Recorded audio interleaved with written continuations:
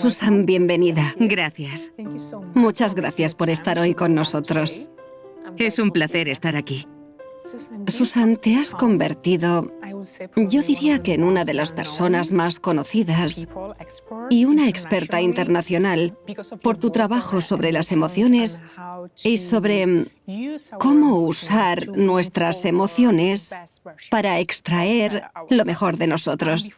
Y antes de entrar en detalle en tu trabajo y tu investigación, me gustaría poner un poco de contexto y que nos explicaras cómo empezó tu interés por este tema. Mi trabajo se centra totalmente en lo que yo llamo agilidad emocional. Se trata de cómo podemos mantener una relación sana con nuestras emociones para poder sacar lo mejor de nosotros. Este tema empezó a interesarme al criarme como una sudafricana blanca en el Sudáfrica del apartheid.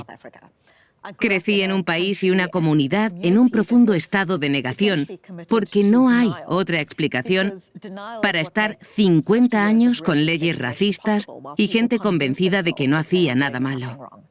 Pero cuando aprendí realmente sobre la negación y este tipo de emociones fue cuando yo tenía 15 años y a mi padre le diagnosticaron un cáncer terminal.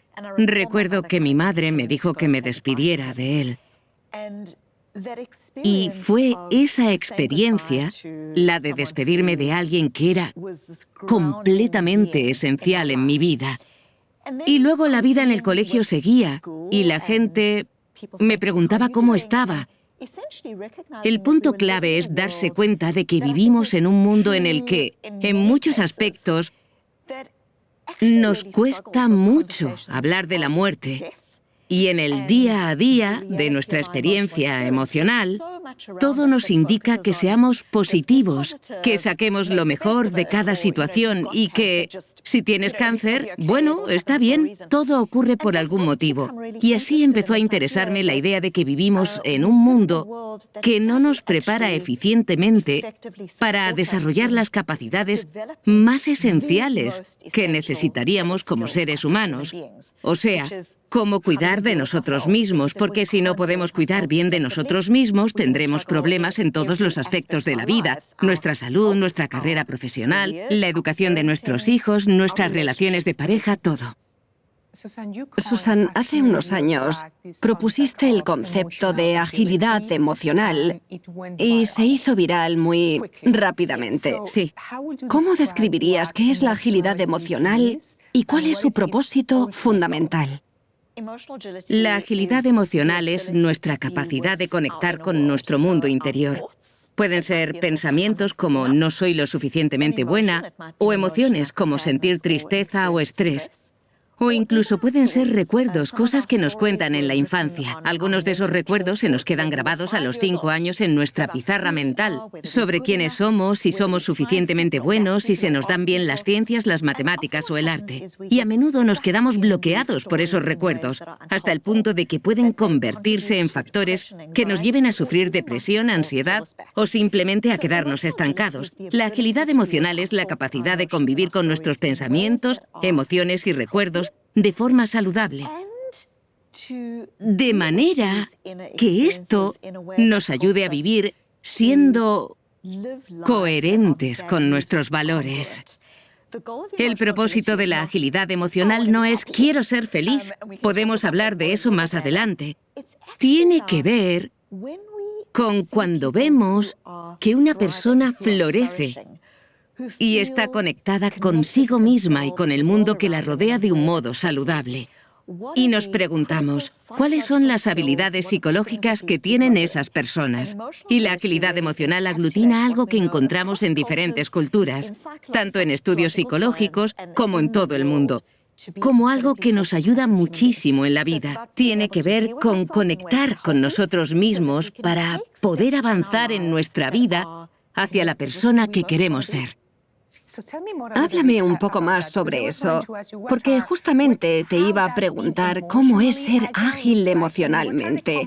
¿Qué tienen en común las personas que tienen la habilidad de ser emocionalmente ágiles?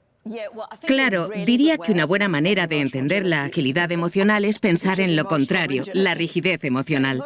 La rigidez emocional es cuando nos quedamos atascados en nuestros pensamientos, emociones y recuerdos y no podemos avanzar con nuestros valores. Por ejemplo, podemos darle importancia a estar presentes y conectados con nuestros hijos, pero al volver del trabajo estamos estresados y pegados al teléfono. Pasamos ese tiempo sagrado con ellos, pero nuestro estrés es el que manda, y no nuestros valores, que son la otra cara de lo que somos como seres humanos. O puede ser que estemos en una reunión y nos sintamos desautorizados o menospreciados por alguien y como reacción desconectemos, nos volvamos sarcásticos o hagamos algo que no nos beneficie a nosotros ni a nuestra carrera, que vaya en contra de lo que queremos ser. A menudo lo que sucede es que entramos en dinámicas personales en las que seguimos ciertos patrones, casi en piloto automático. Son reacciones que no nos ayudan. Otro ejemplo sería cuando una conversación con tu pareja se convierte siempre en una discusión. Y puede que no sea un reflejo de lo que quieres de esa relación, pero se convierte en un patrón de actuación en piloto automático. La rigidez emocional es cuando nuestros pensamientos, emociones y recuerdos nos dirigen y nos conducen a actuar de una manera que no se corresponde con nuestra sabiduría interior.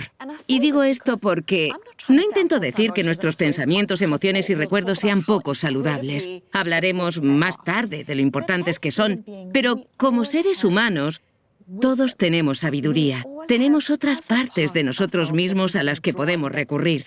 Esa sensación que tenemos cuando nos sentimos centrados, cuando respiramos hondo, cuando estamos conectados, cuando vemos las cosas con perspectiva. Y lo que intentamos encontrar en diferentes culturas es, dadas unas circunstancias similares entre individuos, ¿qué indicadores son los que ayudan a la gente a lidiar con sus circunstancias de manera saludable y útil? ¿Y qué indicadores hay para que la gente se quede atascada y tienda a caer en un pozo sin fondo? La agilidad emocional fundamentalmente es... Bueno, yo en el libro describo 4 prácticas muy específicas que son centrales a la agilidad emocional y que son fundamentales en todo el mundo a la hora de interiorizar ese nivel de bienestar que es esencial para nosotros. Vamos a hablar de esos 4 pasos. Pero antes de eso, porque estoy segura de que mucha gente se lo está preguntando ahora mismo, ¿cuál es la diferencia entre agilidad emocional e inteligencia emocional? La inteligencia emocional... Hay varios modelos de inteligencia emocional, pero la inteligencia emocional se pensó originalmente por los creadores del concepto, Jack Mayer y Peter Salovey, como un tipo de inteligencia.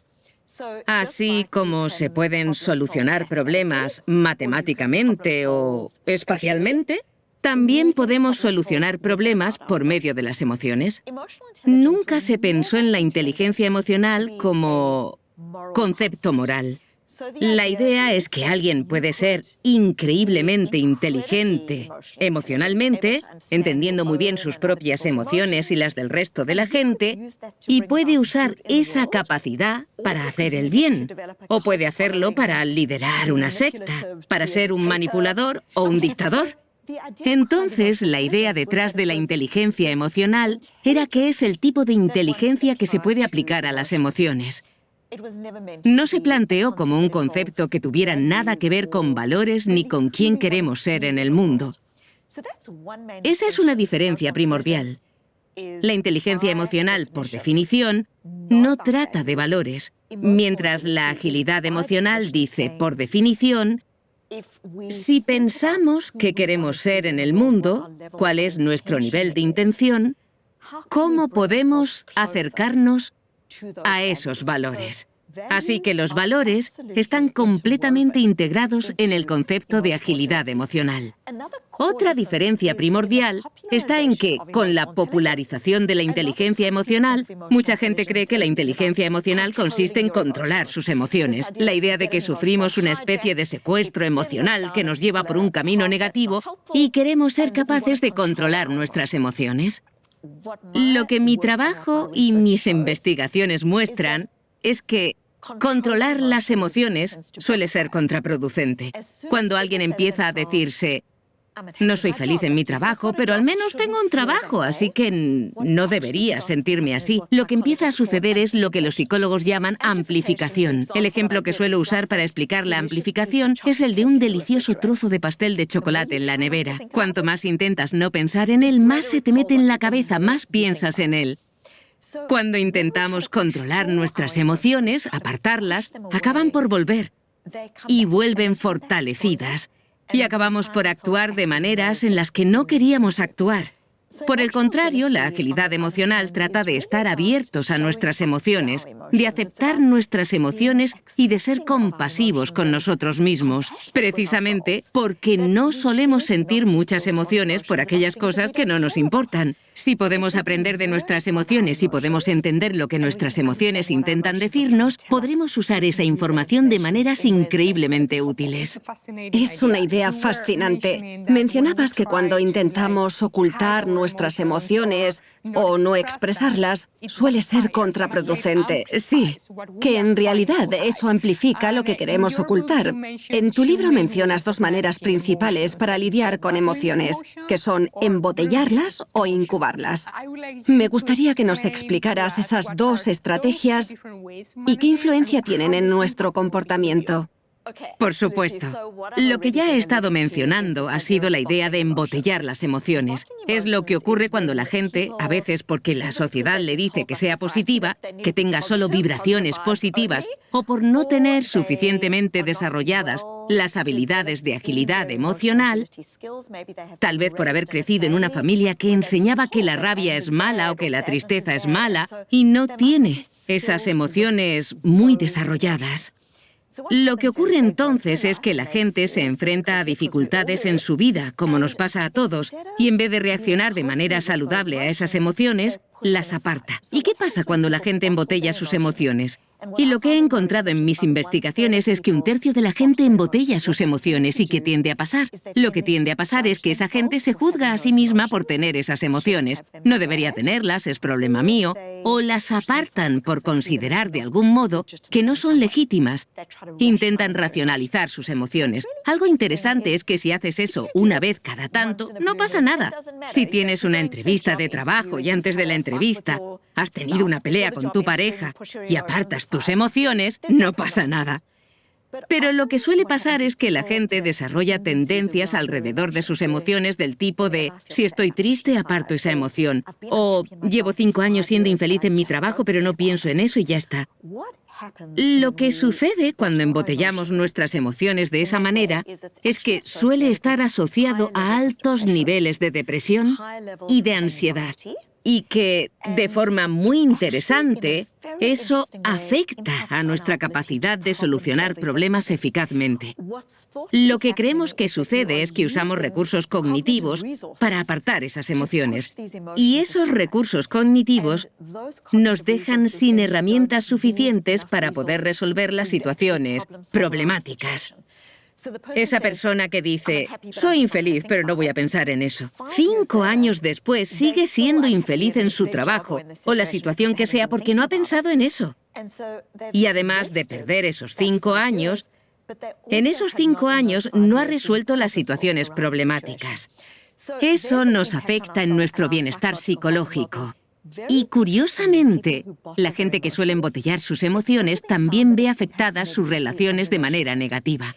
Si estás en una relación y cuando sientes algo intentas evitarlo, no quieres compartirlo, acabas por desarrollar una especie de carencia de vulnerabilidad y de carencia de proximidad.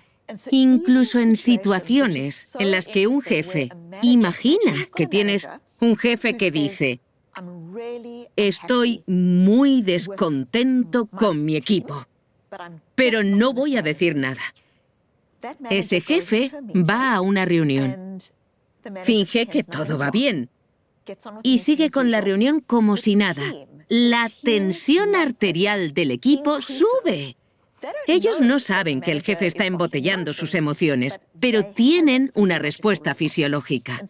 Así que cuando estamos frustrados como padres, o cuando como profesores, educadores, o en nuestras relaciones, estamos reteniendo nuestras emociones de una manera que no nos ayuda, eso nos afecta en todos los aspectos de nuestra vida. Es algo muy común y no es nada saludable.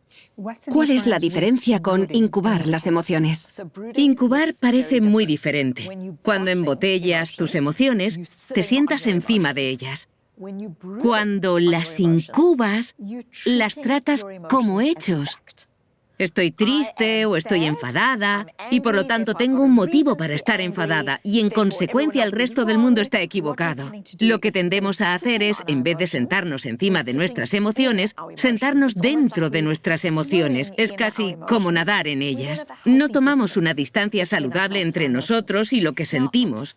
Lo que resulta fascinante es que embotellar parece muy diferente de incubar, ya que en la primera negamos nuestras emociones y en la segunda las tratamos como el centro del universo. Pero incubar tiene unos efectos psicológicos muy parecidos a embotellar. La gente que incuba sus emociones tiene una mayor tendencia a la ansiedad y a la depresión. Según algunos estudios, puede aumentar incluso la duración de una depresión. Afecta a nuestras relaciones porque estás tan preocupado por cómo te sientes que no ves a la persona que tienes delante. Y afecta a tu habilidad para solucionar problemas. Lo más fascinante es que las dos típicas estrategias que usamos para lidiar con nuestras emociones, embotellar e incubar, parecen muy diferentes, pero ambas afectan muy negativamente nuestra salud, nuestro bienestar y a todos los aspectos de nuestra vida. ¿Cómo se puede romper ese ciclo? ¿Es algo que parece más fácil de decir que de hacer? Uno de los primeros aspectos de la agilidad emocional es que en realidad lo que hacemos cuando embotellamos o incubamos nuestras emociones no lo hacemos por querer ser poco saludables, sino porque de algún modo es lo que nos han enseñado, lo que nos han dicho, lo que hemos aprendido. Y una parte muy importante de la agilidad emocional es exteriorizar nuestras emociones.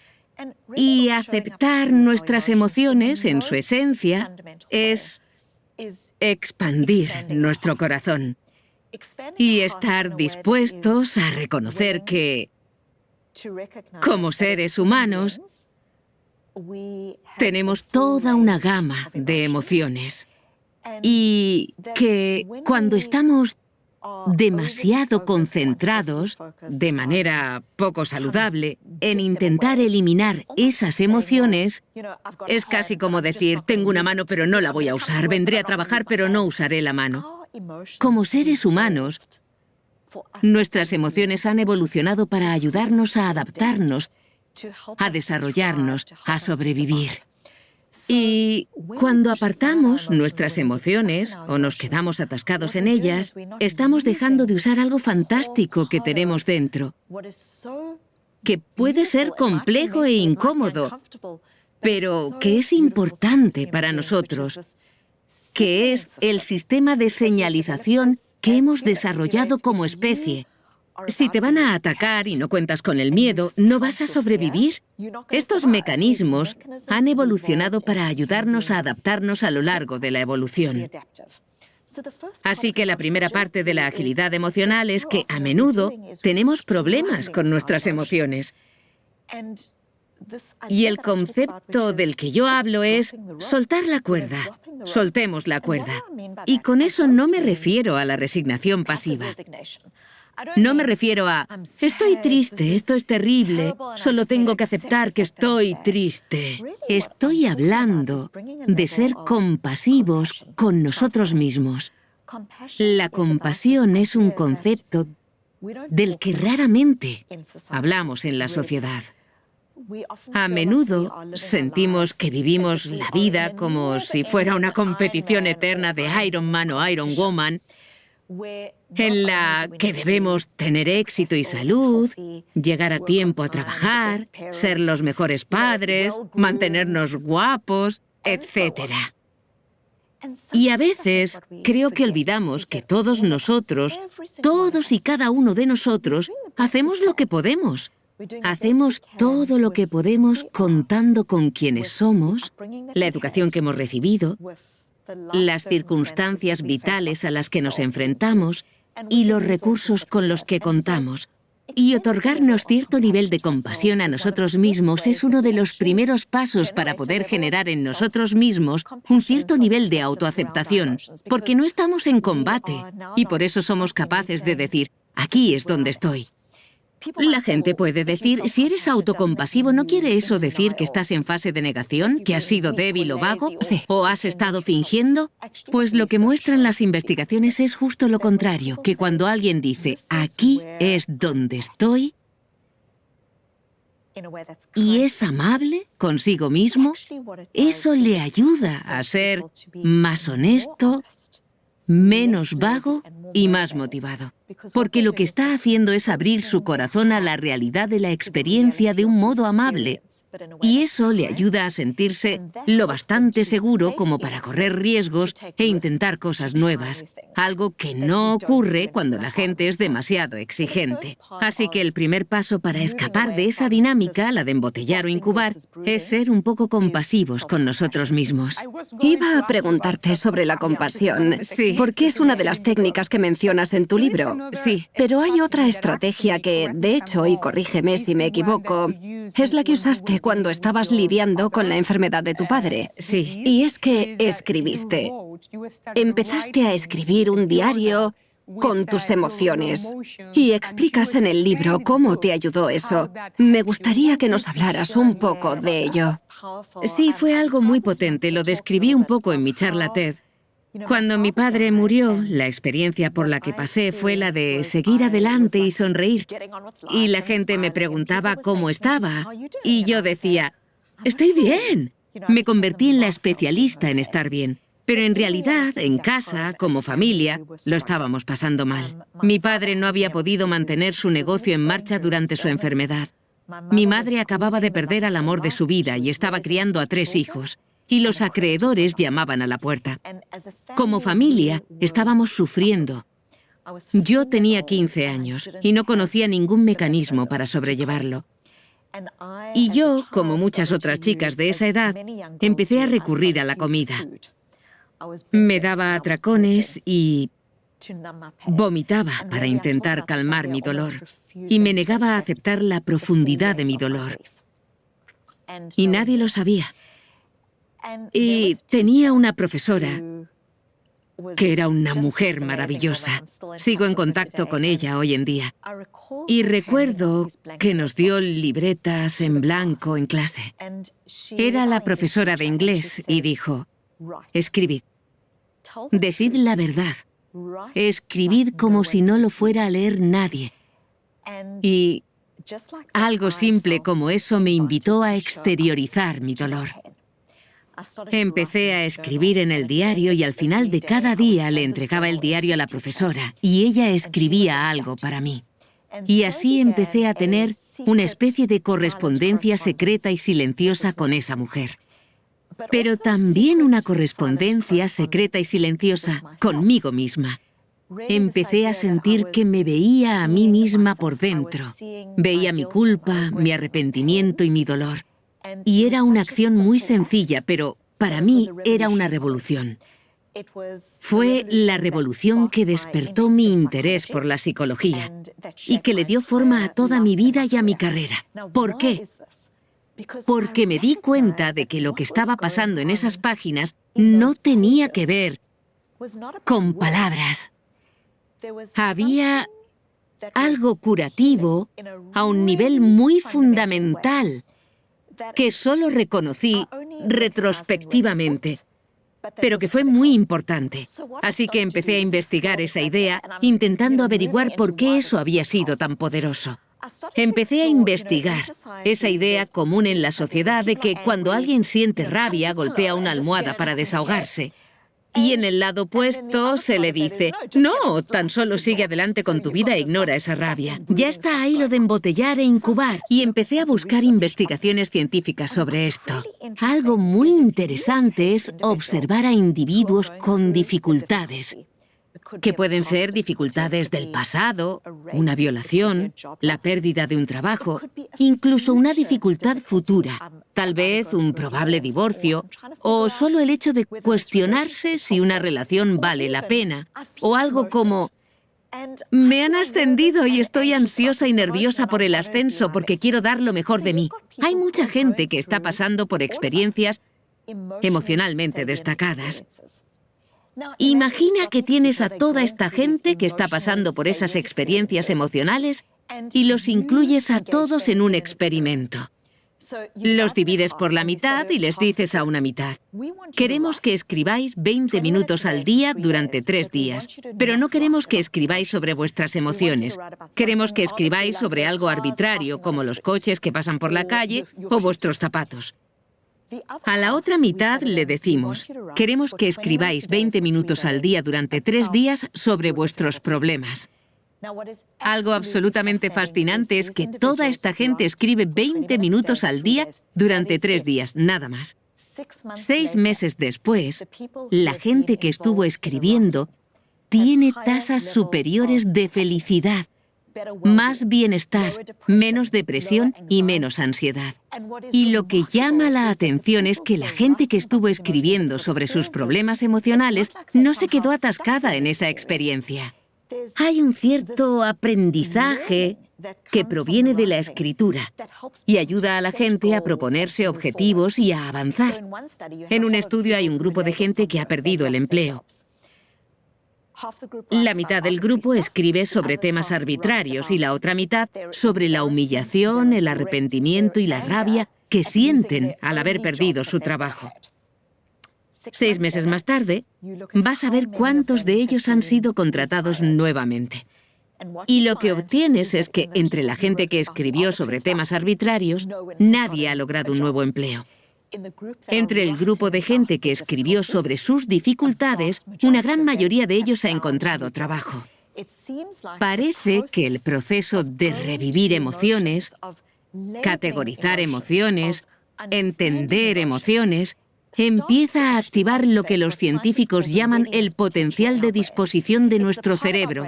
Es la parte del cerebro que dice: ¿qué estoy sintiendo y qué debería hacer al respecto? Y empieza a movernos desde nuestro interior hasta la acción. Así que esto va más allá de la salud emocional. Es sobre cómo cambiamos nuestra experiencia vital desde la base. Y la escritura es un ejemplo. Si hablas con un psicólogo o con un amigo, pero de modo que te ayude a desarrollar una cierta percepción de lo que te está pasando, eso es algo muy potente. Es una de las experiencias más potentes que se pueden tener. Entonces, Susan, se trata de encontrar el sentido de las emociones, ¿no? Se trata de encontrar el sentido de las emociones y también de... Lo que descubrimos en estos estudios es que cuando la gente intenta ser extremadamente cándida sobre las emociones, acaba diciendo cosas como: todo pasa por algún motivo, ya se arreglará.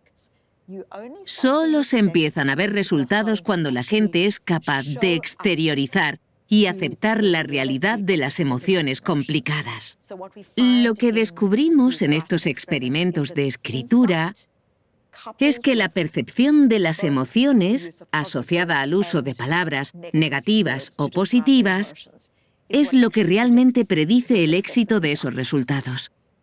Esta es una idea muy potente, Sí. que has mencionado muchas veces.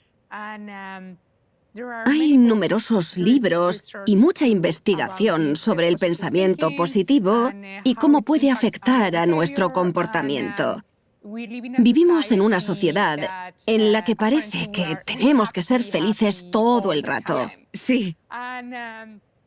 Tienes una idea muy interesante, que es que si alguien quiere tener una vida que realmente esté llena de sentido, debe ser feliz también con el malestar. Debe aceptar el malestar. Sí. Debe incorporar e incluso tratar de entender las emociones negativas. Me gustaría que nos hablaras sobre eso. Sí, vale. Déjame decir, para empezar, que no estoy en contra de la felicidad. De hecho, he sido la editora de un manual de 90 capítulos titulado El Manual Oxford de la Felicidad. Estoy interesadísima en llegar a conocer lo que ayuda de verdad a que la gente consiga ser feliz. Cuando estamos en un contexto en el que intentamos forzar la felicidad a toda costa, lo que ocurre es que no desarrollamos las habilidades necesarias para lidiar con el mundo tal y como es. No como nos gustaría que fuera, sino como es. Y el mundo es frágil. El mundo tal como es implica que envejecemos, que nuestros hijos se van de casa, lo que nos puede entristecer, que podemos perder el trabajo, que nos enfrentamos a enfermedades. El mundo es frágil y bello. Y parte de la intimidad de la vida es este baile entre la belleza y la fragilidad de la vida. Gran parte de la belleza proviene de la pérdida y la añoranza. Gran parte de nuestro luto proviene del hecho de que hemos amado antes. Así que tenemos ese baile íntimo en nuestra experiencia y no podemos elegir vivir solamente buenas experiencias. Y creo que, como sociedad y como individuos, debemos hacernos algunas preguntas. La vida me va a traer dificultades. Y no puedo fingir que esas dificultades no existen. Así que, ¿cuáles son las habilidades que necesito para vivir en el mundo siendo realmente feliz? En el mundo tal y como es, no como me gustaría que fuera. Y resulta que la gente que persigue la idea de ser feliz, que se pone la felicidad como meta, acaba siendo menos feliz. Hay numerosos estudios que muestran que cuando la gente tiene altas expectativas constantemente del tipo quiero ser feliz, con el tiempo acaba siendo más infeliz. ¿Por qué? Por culpa de la fragilidad. Porque la realidad de nuestra experiencia es que vamos a vivir con tristeza. Y también por algo más bello y más profundo que todo eso. Y es que debajo de las emociones que más nos cuestan, hay signos de las cosas que más nos importan. Pongamos que te sientes sola, ¿vale? Esa soledad es un signo de que le das valor a la conexión y que no tienes suficiente. O culpa. Puede ser un signo de que le doy valor a estar presente con mis hijos, pero ahora mismo no lo estoy lo suficiente. Aburrimiento en el trabajo. Le doy valor al crecimiento profesional y no tengo bastante. Incluso si hablamos de depresión y ansiedad. Nunca he conocido a alguien que esté deprimido y que no se pregunte ¿cómo podría estar mejor en el mundo? O a alguien con ansiedad social que no se pregunte ¿cómo puedo conectar mejor con la gente? Y lo que pasa cuando apartamos las emociones difíciles es que también apartamos esa otra perla de valiosísimo aprendizaje que viene con esas emociones, que es que cada emoción difícil tiene un valor que lleva empaquetado debajo. Por ejemplo, no nos solemos enfadar por aquellas cosas que no nos importan. Eso no quiere decir que cada emoción sea necesaria o que todas lleven siempre un mensaje importante. Pero cuando apartamos emociones difíciles en favor de una positividad forzada, también estamos apartando el aprendizaje sobre nuestros valores. Y son esos valores los que nos sirven para adaptarnos y ser ágiles. Porque como seres humanos, vamos a cambiar. Y necesitamos aprender sobre cosas que antes nos funcionaban, pero que tal vez ahora nos molestan o nos frustran. Así que esta posibilidad de ganar consciencia y de conectar con nuestras emociones difíciles es un don esencial. No es agradable, provoca malestar, pero es algo muy útil para nosotros como seres humanos. La gente suele decir cosas como no quiero desilusionarme o me encantaría proponerme para ese trabajo, pero no quiero acabar desilusionada o no quiero estar estresada, no quiero volver a estresarme, no quiero. Y yo les digo, lo entiendo, pero tienes los objetivos de una persona muerta. Los muertos son los únicos que nunca se estresan. Son los únicos que no sufren la desilusión que acompaña al fracaso. Son los únicos a los que no se les parte el corazón. No puedes tener una carrera significativa o mejorar el mundo en el que vives o criar a una familia sin estrés ni malestar. El malestar es el precio que hay que pagar para poder tener una vida plena. Y solo cuando nos abrimos a preguntarnos, ¿qué me está diciendo esa emoción que puede ser importante para mí?, empezamos a encontrar el camino para empezar a hacer los cambios que tenemos que hacer en nuestra vida. Me gustaría cambiar un poco de tema, pero no demasiado. Muy bien. Porque, en realidad, lo que te he escuchado decir, tanto a ti como a otros psicólogos, es que los mecanismos que usamos como adultos para lidiar con el mundo y con la gente, a menudo son cosas que aprendimos de niños. Sí. Y de hecho hay un capítulo de tu libro que está dedicado a los niños. Sí.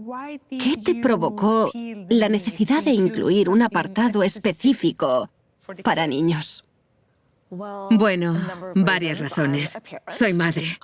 Y como psicóloga, me asombran y me rompen el corazón las estadísticas que muestran que hoy en día no solo sabemos que entre adultos la depresión es la primera causa mundial de discapacidad, superando al cáncer y a las enfermedades cardiovasculares, también hemos visto subir significativamente las tasas de depresión y suicidio en niños, algunos con apenas 6 años. Nuestros niños están creciendo en una sociedad en la que les romperán el corazón, perderán sus empleos y en la que probablemente más que nunca tendrán la necesidad de ser adaptables y ágiles. Y lo que me resulta fascinante es que no importa cuánto sepas de geografía o de matemáticas. La manera en la que lidiamos con nuestro mundo interior acaba por determinarlo todo. Hace que podamos o no cumplir nuestros objetivos, como en nuestra carrera, influye en nuestras relaciones, nuestra salud mental, nuestra salud en general, en todos los aspectos de nuestra vida. Y, sin embargo, no hay casi nada en la escuela, en la sociedad ni en la educación que ayude a los niños a desarrollar esas habilidades tan importantes. Por eso quería escribir un capítulo en mi libro, Agilidad Emocional, dedicado a mostrar el proceso de educar a nuestros hijos en agilidad emocional, para que puedan ser flexibles en un mundo frágil y cambiante. Creo que es algo fundamental. ¿Qué recomendarías a los maestros en la escuela? Sí. Y a los padres en casa para que los niños aprendieran a ser emocionalmente ágiles? Voy a volver a decirlo, como hago siempre que doy consejos para padres. Los padres intentamos hacerlo lo mejor que podemos. Empecemos por ahí. Pero en psicología sabemos algunas cosas. Sabemos, por ejemplo, que cuando los niños vuelven a casa del colegio y dicen algo como «Mamá, nadie quiere jugar conmigo», nosotros a menudo, con la mejor intención, los padres solemos acudir a la falsa positividad. Les decimos «No te preocupes, yo jugaré contigo» o «Hablaré con los padres de esas niñas malas y quedaréis para jugar». Intentamos solucionar los problemas de nuestros hijos con la mejor intención. ¿Pero qué les estamos transmitiendo? Les transmitimos que hay emociones buenas, como la felicidad, y emociones malas, como la tristeza o la rabia. Que debemos temer esas emociones malas, que deberíamos apartarlas. ¿Cómo podemos educar a los niños para que sean emocionalmente ágiles? Podemos entrenar sus habilidades por medio de la práctica, con práctica. Y el niño que siente tristeza, al que le dejamos estar triste, es un niño que reconoce: esta emoción es la tristeza. Los niños estarán más cómodos con la experiencia de la tristeza, que no debe ser temida. Desarrollarán habilidades alrededor de la tristeza. Yo he hecho tal cosa y así la tristeza se ha pasado. También desarrollan una de las habilidades más preciadas que podemos tener como seres humanos, la habilidad de reconocer que todas nuestras emociones son efímeras, pasajeras. Cuando alguien está deprimido, suele quedarse atrapado en esa emoción. Es una emoción difícil, no pasará nunca, es dura y no se ve ninguna salida. Pero todas nuestras emociones son pasajeras. ¿Y cómo lo aprendemos? Lo aprendemos sintiendo tristeza primero y luego haciendo algo y reconociendo que ya no estamos tristes. A eso se le llama ser capaz de tener una metavista de las emociones. Todos hemos tenido esa experiencia en la que estás muy enfadada con alguien, llamas a atención al cliente porque se han vuelto a equivocar con tu cuenta telefónica. Finalmente se pone alguien al teléfono y te preparas para decirle a esa persona cómo te sientes. Entonces oyes esa vocecita en tu interior que te dice, si le gritas mucho a esta persona, probablemente pierda tu expediente a propósito. Y tú vuelvas al punto de partida. Así que sigues sintiendo la rabia, pero casi eres capaz de esquivarla y decir, me siento enfadada, pero ¿cuál es la manera más eficaz de sacar partido a esta situación? Esto es algo de suma importancia, porque si, por ejemplo, un niño se siente tentado por las drogas, por ejemplo, o se siente tentado de ser popular haciendo gamberradas en el despacho del director, este mecanismo permite que haya una vocecita en su interior que le diga, siento esto, pero no tengo que hacerlo. Las emociones son datos y contienen información importante, pero no marcan qué debo hacer. Así que ser capaz de esquivar ciertas situaciones es una habilidad muy importante. Y cuando dejamos que los niños experimenten las emociones, empiezan a desarrollar la habilidad de reconocer cómo se siente una emoción. Aprenden que es pasajera y que pueden formular elecciones eficaces. ¿Y cómo podemos ayudarlos? ¿Cómo? Las habilidades de agilidad emocional que ya he mencionado son estas. Para empezar, exteriorizar las emociones. Hacer que nuestros hijos muestren sus emociones no se trata de decirles, no estás enfadado de verdad, ni dices que estás enfadado, pero creo que en realidad tienes hambre. O sé que te asusta hacer tal cosa, pero no te preocupes por estar asustado porque todo saldrá bien. No, tu hijo se siente triste o enfadado y es posible que no entiendas por qué, pero es necesario que aprendamos a aceptar cómo se siente.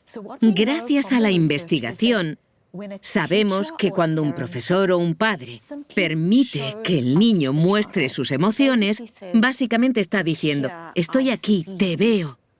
No intento dejar a un lado lo que sientes, veo lo que te pasa. Inmediatamente tiene lugar una disminución de la intensidad de esas emociones. Eso es mostrar o exteriorizar. Segundo, alejarse. Ya hemos hablado de esto para los adultos. Es cuando tomas algo de distancia, cuando escribes o cuando ves de una forma más objetiva tus propias emociones. También podemos ayudar a nuestros hijos a hacerlo. Un ejemplo. A menudo los adultos usamos etiquetas como estresado. Estoy estresado. Esa es la etiqueta más común que usamos. Pero hay todo un mundo de diferencias entre el estrés y la desilusión, o entre el estrés y estoy en el trabajo equivocado. Sabemos que como seres humanos etiquetar o nombrar nuestras emociones con mayor precisión nos ayuda a activar nuestro potencial de disposición. Y eso nos permite entender por qué sentimos lo que sentimos y decidir qué podemos hacer al respecto. Lo mismo ocurre con los niños. Ya a los 2 años, los niños que son capaces de etiquetar mejor sus emociones tienen mejor salud mental, se desarrollan más y mejor. Ayudar a nuestros hijos a decir, ¿es tristeza o estás frustrado? ¿Te da rabia que Jack no juegue contigo o te sientes rechazado? ¿Cuál es exactamente la emoción que está ahí? Y, por supuesto, dependerá de la edad. Las etiquetas de un niño de 2 años serán más sencillas que las de un adolescente de 16, pero es algo muy potente. Les ayuda a entender cuáles son las causas reales. La tercera parte de la agilidad emocional que explico a los adultos es la que yo llamo preguntarte tus porqués. Se trata de decir, ¿cuáles son mis valores? ¿Quién quiero ser en esta situación? Así que, si estoy frustrada en el trabajo porque me importa mucho el crecimiento profesional, ese es un signo de mis valores. Y esto me permite preguntarme, ¿cómo puedo crecer más en mi trabajo? ¿Qué podría hacer? ¿Con quién podría interactuar? ¿En qué proyectos debería participar? ¿Cómo podría cambiar las cosas para lograr un mayor crecimiento en el ámbito laboral? Eso es preguntarte tus porqués, esa importancia de los valores y de entender que son esenciales para nosotros. Lo mismo con los niños. ¿Cómo empezamos a desarrollar su sentido del carácter, su esquema de valores, o la idea de que cuando todo el mundo les dice que hagan algo, son ellos los que tienen suficiente criterio para decir, elijo hacer esto porque siento que es lo adecuado? ¿Cómo lo hacemos entonces con los niños? Que exterioricen sus emociones, después los ayudamos a tomar un poco de distancia, a poner nombre a lo que sienten y empezamos a hacerles preguntas clave.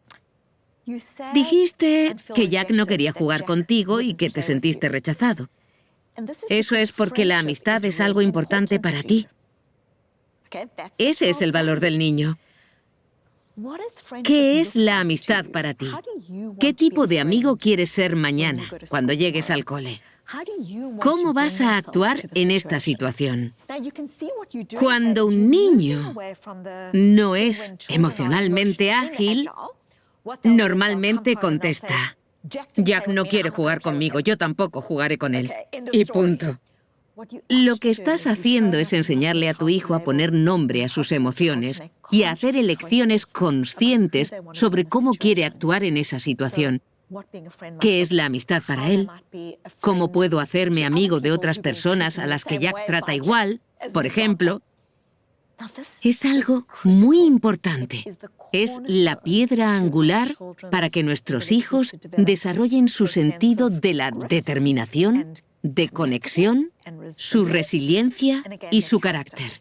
Y la cuarta parte de la agilidad emocional, que también hemos comentado al hablar de los adultos, es avanzar. Son 4 partes: exteriorizar, alejarse, preguntarte tus porqués y avanzar. Avanzar es cómo vas a hacer cambios profundos en cada situación y en tus hábitos. Y lo mismo con los niños. Con ellos, avanzar sería algo como, ¿qué idea tienes de cómo será hoy para ti y de cómo será mañana para ti? ¿Qué harás cuando llegues al cole mañana? Puede hacer algo diferente y ayudarle a aprender a solucionar situaciones problemáticas. Creo que son habilidades importantísimas y el mismo modelo de agilidad emocional, los mismos procesos, funcionan tanto en adultos como en niños. Y me pareció fundamental porque nos enfrentamos a una crisis global de salud mental. Y los niños tienen que estar equipados para poder lidiar con su propia mente, con su bienestar y sus emociones de una manera que creo que es absolutamente esencial para su futuro y también para el futuro de la sociedad, para su futuro laboral, y que les va a permitir crecer como personas que contribuyen, como miembros responsables de la sociedad, capaces de lidiar con la complejidad y los cambios. Son habilidades fundamentales. Creo que la idea de etiquetar nuestras emociones es especialmente fascinante porque a menudo nos faltan matices. Como decías, solemos categorizar nuestras emociones de modo muy genérico. Estoy estresada o triste o contenta. Es un uso muy sencillo de las palabras y cuando te detienes y piensas a fondo, es cuando dices, como tú comentabas, en realidad no estoy estresada, sino frustrada porque no tengo el trabajo que quisiera y... Sí. Es un poco como encontrar las tonalidades de lo que sentimos. Puedo darte un ejemplo precioso de cómo puede ser el etiquetado de emociones en un aspecto muy práctico. Y tengo el permiso para compartir este ejemplo. Hace un par de años estaba trabajando con alguien. Un hombre de casi 2 metros, muy corpulento. Y él venía a nuestras reuniones. Es un consultor. Venía y siempre comentaba lo rabioso que estaba su equipo. El equipo está rabioso. Y con el tiempo nos acabamos haciendo amigos. Y él solía usar mucho la palabra rabia. Estoy rabioso, mi equipo está rabioso, mi mujer está rabiosa. Nos hicimos amigos y empecé a presionarle un poco en ese aspecto. ¿Qué más puede estar sintiendo tu mujer, además de rabia? ¿Vale? Y empezamos a hablar de eso. Unos 6 meses más tarde, su mujer y yo quedamos para tomar un café y ella dijo: esta estrategia ha cambiado completamente nuestra relación. Porque ella a veces estaba cansada, o molesta, o desilusionada, y cuando él llegaba y decía: estoy rabioso y tú estás rabiosa, siempre lograba provocar una pelea. Cuando él empezó a ser capaz de decir algo como: me siento ignorado, a lo que ella respondía: me siento desilusionada, eso cambió completamente la dinámica de la relación, las conversaciones, el modo en que interactuaban. Y me parece muy importante, porque ayudarnos a nosotros mismos a etiquetar nuestras emociones es algo clave, pero también damos cosas por sentadas sobre las emociones de otras personas con las mismas etiquetas genéricas. El equipo está rabioso, el equipo está estresado. Y tal vez no sea eso. Y a veces, sacando a la luz lo que sucede realmente, no de un modo obsesivo o incubador, pero sí que nos ayude a decir: ¿qué está pasando aquí? Ah, el equipo se siente inquieto por todos los cambios, ¿vale? Y necesitan más estabilidad. Yo, como líder, no les puedo ofrecer esa estabilidad. Pero sí puedo facilitar una charla en que hablemos de los cambios que sufrimos y de cómo podemos mantenernos estables como equipo. ¿Cómo mantenernos juntos? ¿Qué valores queremos traer al trabajo cada día? Eso proporciona un pegamento que nos mantiene juntos. Y se trata de etiquetar nuestras propias emociones, pero también de ayudar a nuestros hijos o nuestros colegas a entender también por lo que están pasando. Es una experiencia extraordinaria y muy sutil. Es pasar de «soy esto, lo doy por sentado» a «no es eso, es otra cosa». Es algo increíble. Susan, para acabar la entrevista, me gustaría pedirte que resumieras un poco las ideas que hemos estado debatiendo durante casi una hora. Si alguien nos ha estado escuchando y quiere empezar hoy mismo a hacer cambios en su vida, a ejercitar su agilidad emocional, ¿qué caminos prácticos debe tomar? Muy bien, para resumir, la agilidad emocional no va de ser positivos todo el tiempo, eso ha quedado claro. Va de poder conectar con nuestras emociones, nuestros pensamientos y nuestros recuerdos. No apartarlas, sino aprender de ellas y dar pasos hacia nuestros valores. La agilidad emocional es eso. ¿Cómo es en la práctica? En primer lugar, exteriorizar y aceptar. Si hoy te sientes frustrado, aburrido o enfadado, no discutas contigo mismo. No te quedes atascado pensando si debes o no sentirte así. Solo acepta cómo te sientes. Sé amable contigo mismo. Eso es mostrar o exteriorizar. En segundo lugar, debes ser curioso con tus emociones, ¿vale? ¿Cuál es el valor que está debajo de esta emoción? ¿Qué me intenta decir esta emoción sobre lo que es importante para mí? Eso es algo clave. La segunda estrategia que podemos usar cuando empezamos a tomar distancia es lo que comentábamos antes, etiquetar las emociones. Ayuda muchísimo. Escribir sobre nuestras emociones también ayuda muchísimo. Y lo tercero que voy a añadir es que si dices, estoy triste, estoy enfadado, no hay distancia entre tú y tus emociones. Haces que todo tu ser se convierta en tus emociones. En vez de eso, en vez de estoy triste, intenta decir, noto que me siento triste. En vez de estoy enfadado, noto que me siento enfadado. ¿Por qué?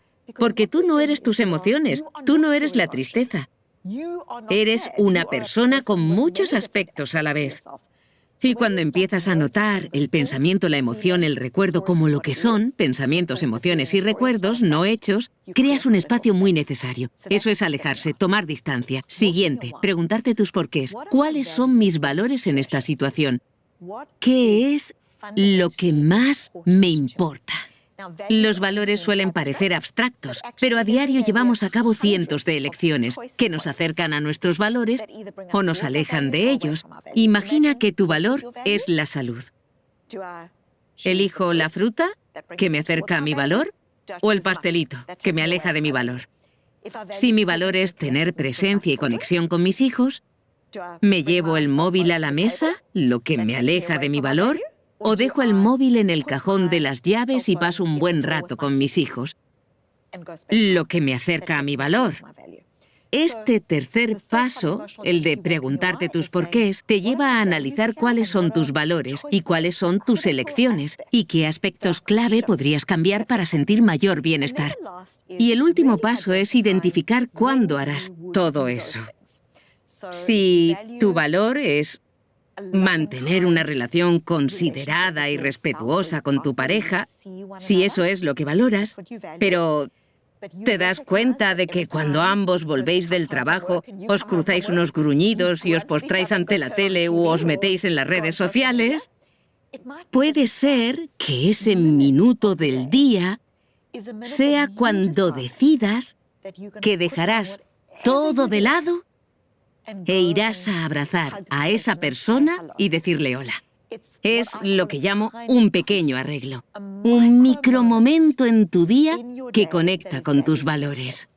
Porque a menudo, cuando la gente intenta hacer cambios, cree que necesita venderlo todo e irse a vivir a un viñedo en Francia o hacer algo completamente diferente. Pero lo que sabemos es que los pequeños cambios sobre el terreno, conectados con valores, son los que cuentan. Así que exterioriza tus emociones, no discutas contigo mismo por tenerlas. Sé amable contigo mismo, sé curioso sobre lo que te intentan decir tus emociones. Reconoce que tus emociones son datos, pero no son órdenes. Tú puedes decidir tus elecciones. ¿Qué te dicen tus valores? Y avanzando, ¿qué necesitas hacer en ese momento, ese día? Puede que en una reunión, puede que en una conversación con alguien, puede ser a qué le dedicas los primeros 5 minutos de la mañana. Que sientas que es más coherente con tus valores e incorpora más momentos de ese tipo en tu vida. Susan, muchísimas gracias por compartir tu sabiduría con nosotros. Gracias por invitarme a venir.